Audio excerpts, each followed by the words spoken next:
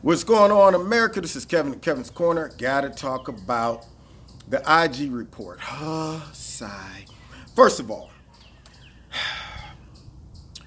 I think that this was a big effort to try to restore. It was, I think, a PR move by the FBI and the IG to try to restore some faith to the American people concerning the FBI, but they think we stupid.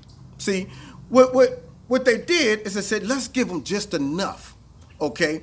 We're gonna make it seem like we're doing stuff and we're concerned and we recognize some stuff, but there's no accountability. There's no punishments.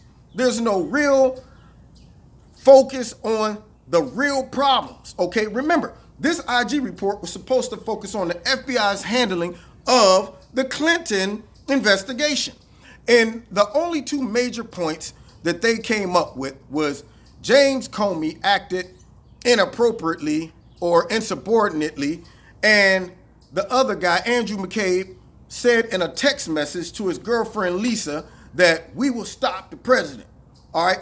Whereas you're trying to tell me that none of that points towards obvious bias to get Hillary off, obvious political motivation to get Hillary off. You mean to tell me you are going to skip by all of the other stuff that took place during that investigation? I didn't hear nothing about the protocol of handling a proper investigation, meaning this: not interviewing Hillary Clinton, exonerating her in a letter before I ever interviewed her. How about this? Giving all of the people that were involved in covering up the crime, giving them all types of deals, having people sit in on the interview, having Andrew McCabe handling the interview of Mike Flynn, also of Hillary, and all of that stuff, the whole process of that, having him knee deep in all of it. And yet this man says that no way would Donald Trump be president. Having him all knee deep into that, not realizing that based on his statements and his text messages, obviously motivated certain outcomes in the Hillary Clinton investigation. If you don't want Trump to be elected, obviously you're going to be swayed in your decision making. You don't outwardly say it, but to say, okay, I interviewed Mike Flynn, whereas he didn't even have a lawyer present with him, and somehow Mike Flynn now, even though they said, well, it didn't sound like he was lying at first, somehow now he gets found to be lying, to say, yeah, I interviewed Hillary Clinton, but I didn't even put her under oath. Yeah, in fact, I didn't even have anybody typing down what we were saying in the interview. And I had also her lawyer and other people in there that probably would have been implemented in the crime.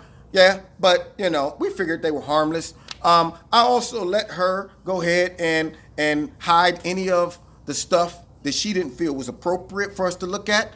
Yeah, she went ahead and said, you know what, I don't think you should see all of my emails because some of them are private. That's the point. We want to see the private stuff.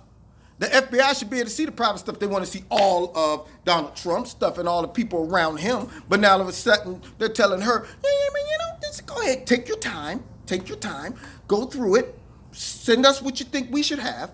And you know what? You think maybe we can have your server? No. Okay, that's fine. You guys keep your own servers, okay?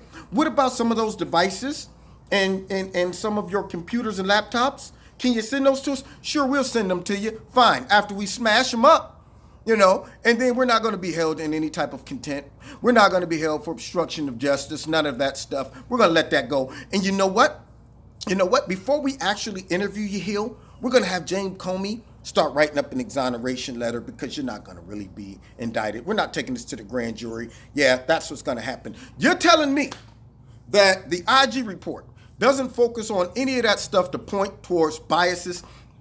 The fact that it doesn't even say anything about James Comey getting up there listing all of the reasons that they feel she should have been guilty. We're all sitting there listening to this like, okay.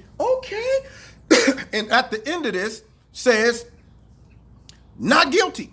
We don't find any reason to prosecute. That would be like a woman expecting a proposal. The guy gets down on one knee, And he's like, you know what, for these last 3 years, you've been there for me. You've shown me great kindness and respect and love. We've been through thick and thin together. I can't see myself living without you. You're the best thing that ever happened to me. However, I can't marry you. That's how shocking it was when he got done and said, however, we find no reason to prosecute her. You have to prove intent. Yeah, and we don't think there was an intent for her to go ahead and put this server in a private closet to hide all of her stuff. We don't think there was intent. Yeah, I'm sorry, Your Honor. I didn't mean to run over 15 pedestrians because I was intoxicated while driving. You can't show that I intended to run them over. I was drunk. That's my argument. I didn't intend to do it.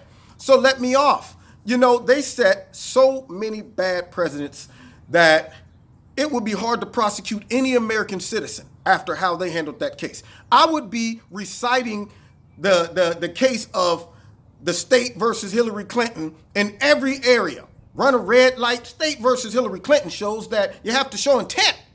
State versus Hillary Clinton shows that if you can't show that my client here intended on murdering people, then you can't prosecute her. You have to prove intent. You know, and so for them to get up and say all of that, I think it was a very lame effort to try and show just a little bit of discrepancies in the way it was handled, but not really focus on how in-depth and corrupt that investigation really was. So it's like giving you something, some appeasements, but it ain't gonna result in nothing. They're not going with the heavy stuff. They're throwing out the little light crumbs to make you feel like you ate a lot. Yeah, it's like being at a restaurant and they just give you nothing but a cup of salad and some crackers and you go, where's the big meat and potatoes? And they're going, hopefully we can fill them up with all the crackers and the salad and shut their mouths and they won't want a lot when dinner time comes. No, I want the meat and the potatoes, okay? We all know that it was way more stuff that was done incorrectly when it comes to that IG report and the investigation of Hillary Clinton. And they're trying to simply say, how can we have the best of both worlds? Try to restore a little faith in the justice system, but not show how corrupt it really was. We're going to do what is called busy work. We're not going to do real work. We're just going to be moving around a lot. And then hopefully people say, well, look, they're doing stuff. But none of the stuff is contributing towards making us better, you know, or coming to a final result. You're just busy working. And I was offended that they tried to throw that out there and make it seem like this was a big deal. I think they redacted stuff. I think that they said, yo, we can't say all of that. Let's take this IG report and we don't want that, you know. And even if they didn't do that, then the IG himself had to say, man, this is so much that I can't even go back to the fact that Hillary Clinton herself broke the law, which started this whole investigation in the first place. And nobody's saying, well, we need to go back and start with her butt. Now, that's my take on it. You've been listening to Kevin in Kevin's Corner. God bless you. You like this video, hit like and share it. And we will see you next time in Kevin's Corner. Oh, not to mention, my man, Andrew, no, not Andrew. It might have been, whatever, the report, the one guy who sent the text message to Lisa Page. Forget his name. So many corrupt people, their names jumble all together. But anyway, he said that he will stop Donald Trump from becoming, we will stop Donald Trump from becoming the president. Now, if that ain't enough to know that there was a bigger agenda, and the libs are trying to spin that by saying, well, you know what? He was referring to the Russia thing, perhaps, in that, well, he was the first person appointed to the Russia investigation. He was the one, I think, that was setting it all in motion. And now, all of a sudden, when a whole year, now when it gets to Robert Mueller, they're trying to say, well, when Robert Mueller found out, he fired him. So all of the stuff, well, if the origin of the investigation was started by a corrupt guy who said that he will stop Donald Trump from becoming president, then for one whole year, a lot of corrupt data and information took place leading up to Robert Mueller even stepping in. So how much of that 1 year of planning this whole coup and corruption is corrupt? Probably all of it, if he had his hands in it. So my point between Andrew McCabe, Peter Strzok, that's him, and Comey, and Clapper, and Brenner, Brennan, all of that stuff took place during that 1 year of so-called investigation. Okay, and for the Democrats, I'm sorry, y'all, I try to wrap it up, but just keep coming. And for the Democrats to say, actually, all this shows is that there was bias to stop Hillary Clinton, and James Comey, he suppressed the fact that Donald Trump was under investigation, but he exposed the fact that Hillary was. He did that because he knew that the FBI investigation that was taking place in New York was going to call him out, because they sent information showing that all of this stuff was on her laptop, Uma Abedin's laptop at Anthony Weiner's house, and they were like, what are you doing? Why isn't something being done about this? And you're going to get exposed later on for suppressing this information. So he thought, well, what the heck? I got to come out and make this statement. It won't matter anyway, because Hillary is going to win with a landslide, and we'll sweep all this mess under the rug, but at least they won't say I tried to suppress the information like I really wanted to do in the first place. Okay, but nonetheless, if y'all think James Comey was helping Donald Trump, then that doesn't explain why he would do a tour bashing Donald Trump and trying to make it seem like, well, there's a possibility he could have been peed on by hookers. Who knows what it? Yeah, if that is the case, then that means James Comey was also part of the Russian investigation. So what I suggest, he was a part of the Russia plot if he was trying to help Trump. So what I would suggest then is, let's go ahead, all of you Democrats and Robert Mueller, all of you guys who want to see the truth come out, then start redirecting your investigation towards James Comey and see how involved he might have been in this whole Russia plot to help Donald Trump get elected.